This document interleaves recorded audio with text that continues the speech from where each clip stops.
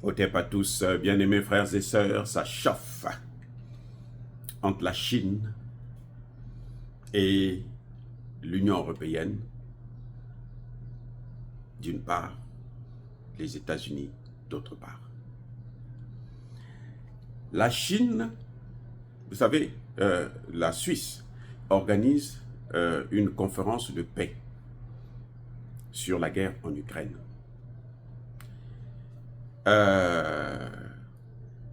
Cette conférence est organisée par la Suisse et l'Ukraine.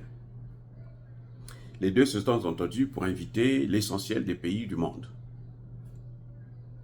Or, nos pays là, le Congo, le Cameroun, le Gabon, le Bénin, machin, Sénégal, Côte d'Ivoire, nous on ne compte pas, nous on est des figurants. Vous savez, dans un film là, il y a des gens qui sont là, ce n'est pas des acteurs comme au sens propre du mot. C'est des gens qui sont là, bon, pour faire beau, pour la décoration. Donc nous on va pour la décoration. Donc c'est sûr que les Africains vont aller en masse. Ah, il faut pas se leurrer. Parce que avec toutes les intimidations qu'on leur fait là, ils vont tomber dans le piège, ils vont aller en masse.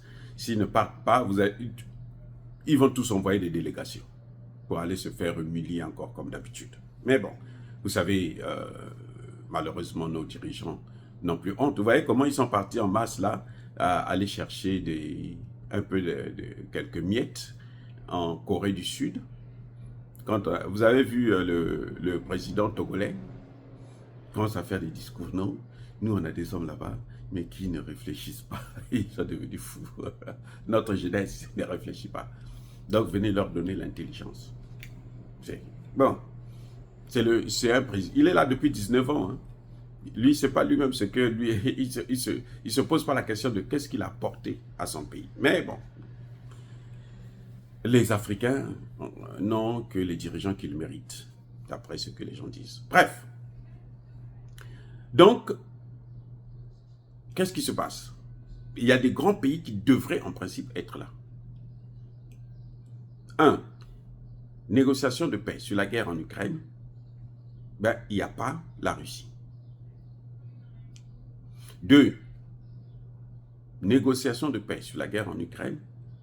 Joe Biden dit qu'il ne peut pas être là. Zelensky est déçu. Zelensky est fâché. Ça va se passer le 15 juin prochain, dans quelques jours là. Zelensky est fâché. Zelensky dit à Biden, mais si toi tu ne viens pas, ça n'a plus de sens, parce que c'est toi qui dois donner le poids. Parce que les autres là, c'est la pacotille, c'est aussi des figurants. Donc en fait, ces négociations-là, pour que ça marche, il faut qu'il y ait les États-Unis et la Chine. Les deux. Pour que ça puisse avoir du poids et pour que ça puisse influencer, infléchir la position de la Russie. Joe Biden dit, je ne pars pas. Je veux envoyer probablement Kamala Harris ou bien son secrétaire d'État. Très bien. Mais la Chine. Et la Chine. La Chine a répondu là. Au moment où nous sommes en train de parler là, il y a le forum économique international en Russie. Le Davos. Le nouveau Davos. Vous avez vu le patron de Davos là? Il démissionne. Hein, il dit, parce qu'il ne peut plus. Il n'a pas démissionné parce qu'il aime. Non, parce qu'il ne peut plus. Il est maintenant à bout de souffle. Une institution que lui-même il a créée il y a 50 ans. Maintenant, les Russes ont organisé le Forum économique international. Ce qui remplacera maintenant Davos. Vous avez compris ça? Le ministre des Affaires étrangères chinois dit, mais attendez, vous voulez organiser des trucs, une conférence de paix sur la guerre en Ukraine et vous n'invitez pas la Russie. Vous êtes malade ou quoi? Mais ça, c'est une folie. Il dit, nous, on n'a pas le temps à perdre pour des bêtises comme ça là. On n'a pas le temps à perdre. la Suisse et l'Ukraine condamnent l'Allemagne parce que l'Allemagne avait garanti qu'elle devrait convaincre la Chine pour que la Chine puisse être là. Eh oui, parce que la Chine a de bonnes relations avec l'Allemagne. Parce que l'Allemagne est le grand fournisseur de machines à la Chine. Et la Chine est son premier client. Et elle se disait que, fort de cela, elle va pouvoir influencer le géant chinois. Mais l'industrie allemande est en baisse maintenant. Elle est en train de mourir là. C'est maintenant le contraire qui va se passer. La Chine n'a pas besoin de l'Allemagne, autant que l'Allemagne a besoin de la Chine. Non, si on vous dit ça, c'est faux. C'est faux, archi faux. L'Allemagne avait pris des engagements et elle a reçu sa réponse il y a 2 jours au sommet de Saint-Pétersbourg sur l'économie internationale. Le ministre des Affaires étrangères dit que on ne peut pas participer à ça. Et il précise, le moment venu, nous organiserons un dialogue pour la paix en Ukraine. Le moment venu. C'est-à-dire quand les conditions seront réunies. En d'autres termes, lorsque la Russie va prouver au monde entier qu'elle a gagné cette guerre, nous allons maintenant organiser une conférence de paix avec la Russie et l'Ukraine pour venir valider la défaite de l'Ukraine et les conditions de la Russie. C'est ça ce que ça veut dire. Hein. C'est les diplomates. Avec les diplomates, tout ce qu'on dit là, même les gestes la comptent. La Chine dit le moment venu. Donc, en ce moment-là, ce n'est pas le moment pour faire la paix. Parce que on voit bien que les Européens sont en train d'envoyer des armes. Les Américains envoient des armes. Puisque vous voulez faire la guerre. Mais faisons la guerre. Vous ne pouvez pas faire la guerre et puis demander la paix. Non, vous êtes en train de faire la guerre, faisons la guerre. Quand ça va arriver le moment pour la paix, nous allons vous faire asseoir. Mais nous sommes prêts pour la guerre. C'est ça ce que ça veut dire. Nous sommes prêts, nous sommes disposés à mener cette guerre. Le moment arrivera où on va s'asseoir, vous allez vous asseoir, nous on va s'asseoir, et puis on va faire la paix. Mais pour valider la défaite, reconnaître devant le monde entier que la Russie a été vaincue. L'OTAN a été vaincue. Voilà ce que ça veut dire. Voilà la réponse que la Chine donne.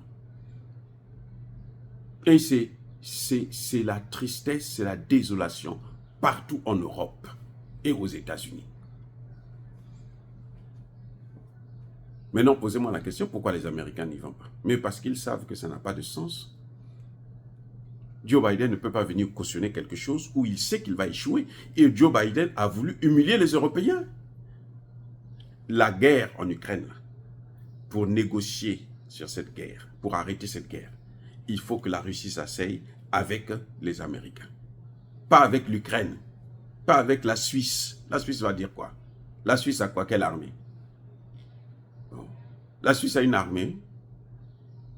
Qu'est-ce que la Suisse peut apprendre aux Russes? Quoi? La Russie est maintenant la 4e puissance économique mondiale. 4e, 4. Après la Chine, les États-Unis et l'Inde, c'est la Russie. C'est pas moi, c'est la Banque mondiale qui le dit. Donc, pour qu'il y ait la paix, ce sont les grands qui doivent s'asseoir. Et l'Ukraine ne sera pas là. Je vous dis, pour qu'il y ait la paix là, en Ukraine, la Russie va s'asseoir avec les États-Unis, en face de la Chine. Parce que les États-Unis ne peuvent pas vaincre la Russie. tant que la Chine a de bonnes relations avec la Russie. Si les États-Unis déclenchent la guerre mondiale, comme Emmanuel Macron est en train de s'agiter là, vous allez voir que la Chine va rentrer du côté de la Russie. Et ce sera terminé pour les États-Unis. Les États-Unis sont en train de faire tout pour qu'ils ne puissent pas être impliqués dans cet échec, dans cette défaite de l'Ukraine. Que ce soit les Européens et l'Ukraine qui payent le prix. C'est ça que les États-Unis sont en train de faire. Mais c'est ce que Emmanuel Macron n'a pas compris. Quand il dit je vais envoyer des soldats, il va envoyer des soldats, là, on va les neutraliser. Mais ceux qui sont déjà là-bas sur le terrain, qu'est-ce qu'ils font? Ils ont trouvé quelque chose. Au contraire, maintenant ça devient, mais c'est incroyable. Actuellement, c'est incroyable ce que subit l'Ukraine. Et tant qu'ils vont continuer comme ça, là, mais même d'ici le 15, là, vous allez voir ce qui va arriver. Donc voilà, les amis, comment les choses sont en train de se dérouler actuellement. La Chine a déçu, a mis à genoux les pays européens. Ils croyaient que la Chine va être de leur côté. La Chine a choisi son camp. Le camp de la justice. Le camp de la souveraineté. Le camp de l'indépendance. Le camp de ceux qui veulent de la multipolarité. Voilà. Dire cela, c'est inciter à la haine ou à la violence. Non, il y a ma colère, il y a ma lèvre. Encore une fois de plus, bien aimés frères et sœurs, je persiste et je signe. Soyez bénis, abondamment bénis par le Dieu des Kémites et par nos ancêtres angélisés. Mais que tous ceux qui persécutent le continent africain le persécutent et le déstabilisent, qu'ils soient punis, maudits, foudroyés, neutralisés, écrasés, effacés par le Dieu des Kémites et par nos ancêtres angélisés. Vive l'Afrique éternelle, j'ai dit et j'assure.